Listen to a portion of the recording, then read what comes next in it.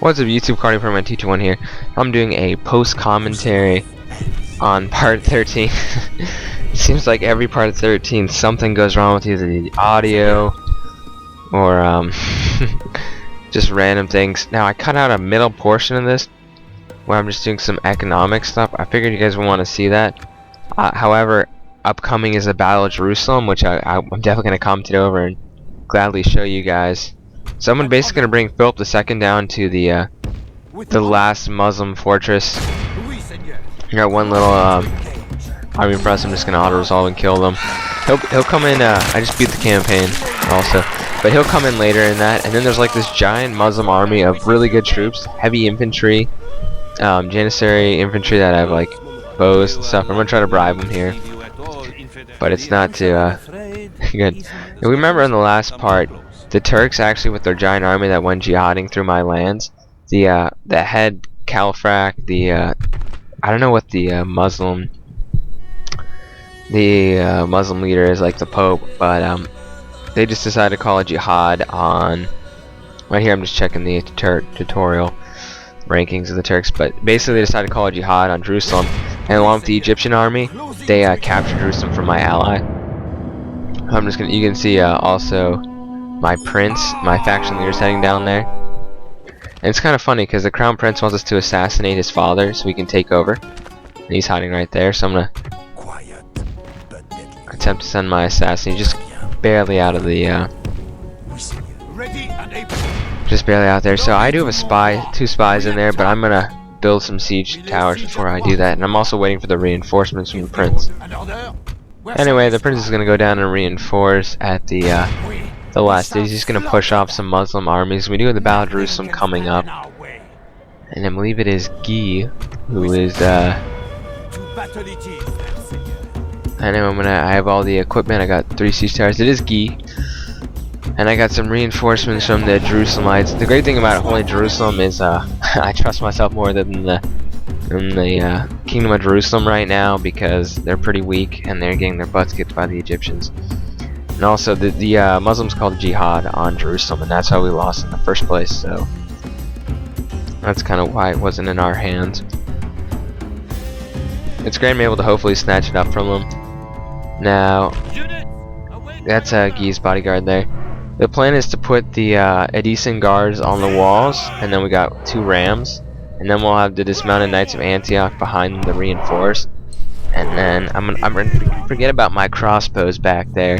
We also got hospitaller sergeants and our exposed crossbows, and so they're gonna be doing that. So we're gonna immediately start heading for the walls. Their walls are pretty lightly defended because I did siege them out for several turns. So they have men died just from starvation and being under siege for that long. So the Edison guards are gonna be back up in case that ram blows up. But it catches on fire, not blow up. We don't have.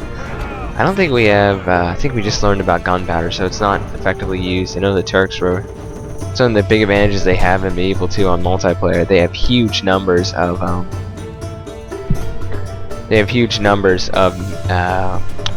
Gunpowder units. Now, I really like the Byzantine Empire online too, because they have some pretty good. They have the guard archers are like the best troops in the game. Anyway, here's their town center there. It is full of cavalry that's pretty beat up. Here are the Kingdom of Jerusalem troops. They got some squires and they got some Knights Templar, including these crossbows here. They also have some marshals of the Templars, and that's a unique unit which I haven't gone over to yet, which I will. And they got a bunch of knights and then Templar sergeants. So we have the Hospitallers, while they have the Templars. 2 famous oars that did go fight in the Crusades themselves. So here are the marshals that I talked about. Anyway, these guys are heading up on the walls. In all honesty, I didn't really need to do it, but I wanted to kill the units on the walls to make the battle go easier. But there's very few units to resist, so I mean, they'll go down relatively quickly compared to the compared if they were full units on the walls. And there was a heavy Turkish unit. One thing I don't understand is, why was that Turkish army? Why was the Turkish army all the way back there? I was by my capital a little while ago, and it wasn't really aiding anything. Anyway, I put it into 6 speed so we get. I didn't do this in the video, but I did it in the actual game. put in a 6-speed, and I'm gonna put that down, and the Antioch Knights are gonna go charging in along with the reinforcements. Those guys are climbing the walls and are gonna attack the archers. However, we're getting burned to death by hot oil, so those guys are already down by 20 men. I'm also gonna send the reinforcements Hospitaller, and then Guy's gonna come up. I don't know if I'm pronouncing that right. I mean, we are kind of the French faction represented with the blue and the cross. And that's Jerusalem. I mean, we do have Philip II of France, and that's Jerusalem of the British, Richard the Lionheart. Anyway, because this video is only 12 minutes, I'm going to attach part 14 onto this, and that will have live commentary, and that is the final capture of the Muslim stronghold down there with Philip II. So there'll be another battle in this part. Feel free to like it, and this is going to pretty much be the end of the campaign. It went by quick, but I kind of do think the great thing about these campaigns, besides the men getting burned to death, is there's large numbers of armies, which is really fun. I mean, in Shogun 2, yes, you can have large armies, but the upkeep is so much greater that you can't have a ton of large armies. But yeah, I'm doing kind of gunpowder conversion there. So I mean, I'm doing a lot of Christian campaigns. I don't think I've done an Islamic campaign. I've done a Protestant campaign, a couple Protestant campaigns that's still Christian. I'm trying to think. I've done a lot of Catholic campaigns for Empire. Rome, it really isn't a campaign. Or like you can't convert people, you can use the buildings and stuff. Once I saw the flaming arrows coming and how packed up my troops were, I immediately ordered a charge there. I mean, I've played campaigns, so I was kind of thinking about doing another medieval expansion eventually. Because I'm going to try to have Darth Mod replace this one. Darth Mod Empire, but I'm having some trouble with the installation at the moment. It's giving me errors with the latest 8.1 at the time. I mean, Darth Mod updates pretty regularly. So these artillery men basically routed, and we're having trouble with the missile cavalry, which I mean should die pretty quickly. I mean, the great thing about the Crusader factions, they have heavy infantry and heavy cavalry, which these long factions really just can't deal with. I mean, they don't have the heavy enough infantry, except for those Janser heavy which didn't make use till. The reason I think that was coming from that side was because they lost the Asian minor. Oh yeah, and they killed their own general there. I think the Turks were coming with the Asian minor area there. That kind of part of the Byzantines and Venetians were fighting, and they were trying to transfer that over to the eastern side because they're a divided faction. I'm kind of in between them, so they should have immediately marched on Antioch, but the AI is not that good, so that's what I'm gonna try to Darth Mod hopefully. Yeah, I mean, I like the expansions of what I played. I mean, Crusades was definitely I guess it's the only expansion I did on Medieval, but I mean, it was pretty fun. I mean, I also did a bunch of campaigns for Medieval. I did a French campaign. I did a long British campaign. I quit that, actually, believe it or not, and then I came back to it because I want to finish where I started.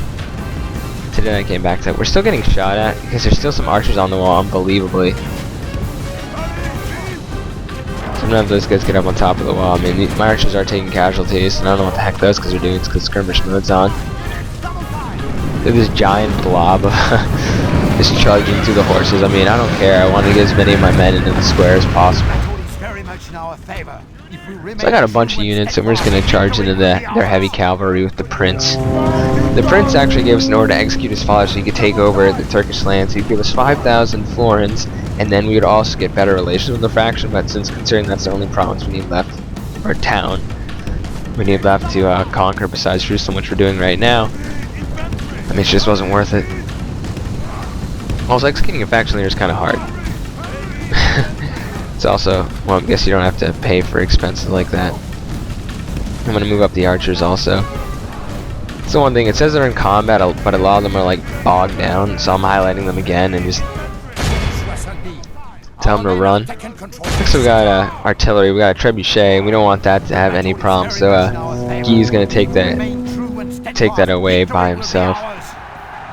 I mean, it's fascinating how my men are in like such a long chain there, and there's just like no one, like there's like 3 guys blocking them. Medieval has some funny stuff. I mean, I think I'm better at Empire or Shogun than Medieval on the battles, because I mean, I can win when I'm heavily outnumbered in those games generally, But in this game, it's completely different. So I did that kind of tactic of running past the enemy troops. Now we're doing a full-on charge. They do have some heavy cavalry in here. The Turks have the Egyptians have the Mamelukes. But we got the spears mixed in there, so they should die pretty quickly. As you can see, they've lost over half their men. And it looks like on the mini-map, my allies finally coming maybe through the gate. But they're not going to get here in time. I basically did all the work and they did nothing. So, you know, I'm going to take their city, and that's what they get for not defending it adequately. Look at that poor last guy. Hasham. Those guys are, I've killed like so many. I remember doing an online battle as the Turks, and those guys, I mean, they were small in number, but they just fought to the death. They were like lions. I think it was at the Battle of Ypres when the Germans commented that the British were lions, but they were led by lambs, talking about how the leadership was poor and that people were just being sacrificed. I mean, that might be right. I'm pretty sure the German commanders definitely said something like that. Look at those flying rockets coming at me. I mean, from the trebuchet. My guys are on them too. They're like wavering, but they're not going to surrender. Anyway, the Sunnis tribesmen are the last defenders. Ironically, I believe those are mercenaries that you get when you, or maybe it's like militia, because we have militia, like we have Syrian militia, and we're not. Maybe they get them from that part of Egypt as a mercenary, but I do not believe that's a recruitable unit. The Turks could be wrong though. Also, got my decent knights in that are not on foot. I'm going after that one guy there. The Apathians are pretty deadly. Those guys throw grenades. Or a medieval form of grenades. So we just won the battle. So that's Jerusalem. That's what it looks like on the campaign map. So we're going to head on out there in a second or two. And there's the heavy guys. So I was 237 men, and I killed about most of their force. So they had 233 men, and I killed most of them. Anyway, we're going to head back on the campaign map. It's going to play a video, and I'm going to be quiet so you guys can watch the Capture Jerusalem video. By the grace of God, those who went forth in the name of our Lord have captured Jerusalem. Thus the holy city has been triumphantly reclaimed in the name of Christ. All of Christendom will rejoice, for God's children may now find salvation in the kingdom of heaven.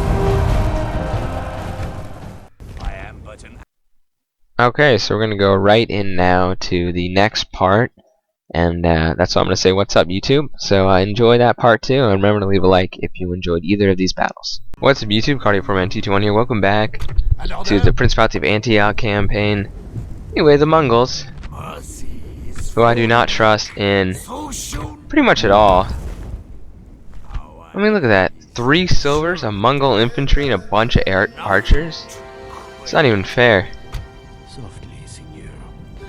Anyway, I figure I'm gonna have Philip the Chivalrous, or maybe should I have the Prince? Philip. This is Philip II though. He's got a lot of command. I kind of want his army to assault. These guys have whatever. I'm gonna go in. Let's do this. I don't care if it's 8 to 1. I want to command this army in battle. What? Oh, whatever. Well, it'll give me no, it won't. Okay, the AI can control that. I don't really care. Let's go. This is the last Islamic army of the Turks that we have to conquer. And then after that, the campaign will pretty much be over probably in this part. Unless we get killed somehow by some siege artillery inside a city. That's the Great Cross, in case you're wondering. But yeah, I don't know, maybe in the future I would do a, maybe another standard medieval too. Oh, look how sick Philip II looks.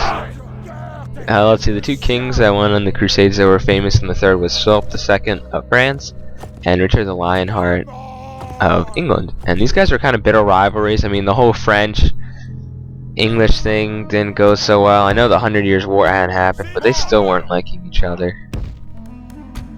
But yeah, the French and the English never really did get along. Considering the gate is open, I think. I don't know, we're gonna send the militia in though if it is first. And then we got these guys. We're gonna roast these guys inside and cavalry. We got some ladders. We got 2 ladders. I have no idea why a battering ram's there. I'll put these guys over here. Très bien. Our spy has opened the gates. Très bien. It's time to move in. Okay, boys and girls, we have lots of Turks. But the gate is open, I think. Which gate did he open though?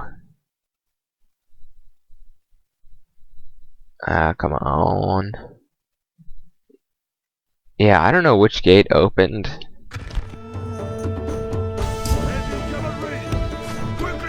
Either way, we're gonna take the walls.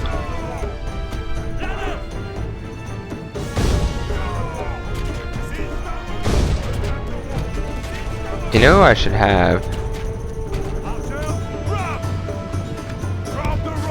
Militia. You are so valued, and I value your lives, that you should take the ram. Heavy cavalry. Do they own this one? Yes. We can get inside. I'm not sure I want to bottleneck my men though. I'm gonna get the decent knights in the back. I'm gonna send them. Soldiers have proved their worth today. The enemy's walls belong to us now. I'm not sure we want to. Our men have reached I'm gonna walls bring with the their decent ladders. guard in. Oh, I'm just gonna bring in all my troops, especially you guys. I mean, you know, if my cavalry can overwhelm them, that. I mean, the battle shouldn't be too hard. Let's look at my allied forces out here. There's the prince. Where is he? That's him. There's the prince. Suddenly, our siege towers are on the walls. Come Our on, enemy Philip, has the second. nowhere to hide now. Yeah, I mean, just artillery. Like, I don't understand. There's no logic in just having artillery in a siege. Oh, those guys actually did do a number on my guys.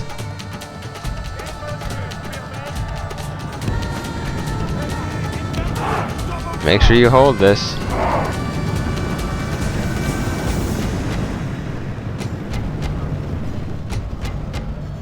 Well, even if there are any Turks on these walls, If we remain true and steadfast, they just victory will captured be the ours. gatehouse, so that shouldn't be shooting at us anymore.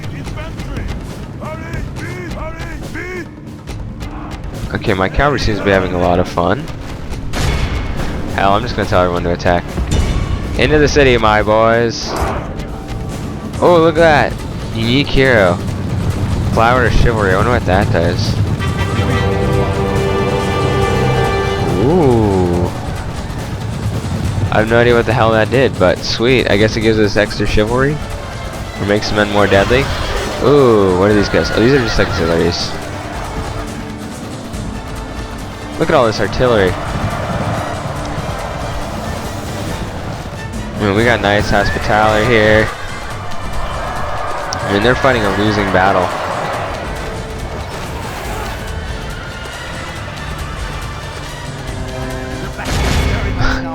We're literally just walking past these spears. Victory will be ours. And yeah, they're not gonna be taken alive.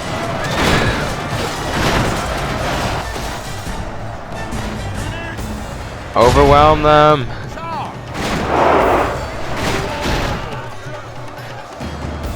Well, I guess the AI was. I guess my ally was my own troops were a lot smarter for them to attack like this. I kind of blocked up all my troops, so they came in from all 3 sides. And here's the Sultan himself. Let's find him. I don't see him. Where are you, Sultan? I don't see him. That might be him. Maybe? I don't know with these air units. Are you telling me that 2 spearmen, 1 spearman?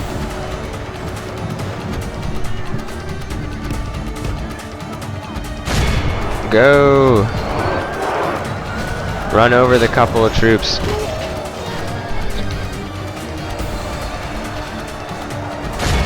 Yeah, he has to be in this final group. I believe that is him. In fact, I'm positive that's him, because he's the only one left and the general hasn't been killed. Surrounded by Christian troops, their general fights to the death.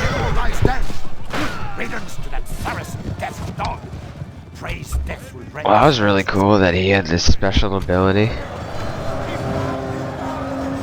1 spearman's left. Crown Prince Saban. What's left is my question. Apparently there's a guy somewhere in the catapults.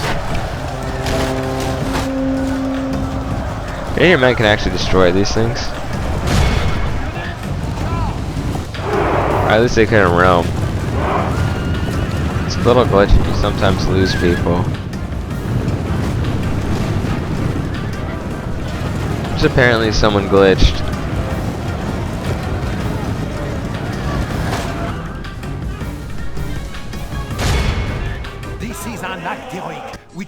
Nice. Only lost 45 men. These guys only lost 112. He's the killer, actually, and we killed their full force. We should not have to worry about the Mongol invasion now. Oh, he was a good commander too. The air stone has passed away, so you no longer require to carry out his dark deed.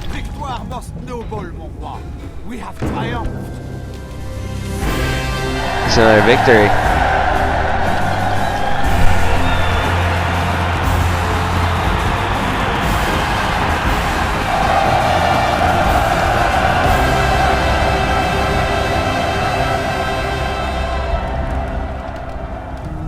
Wow, we conquered a lot. And is that currently do anything besides blow out the candle?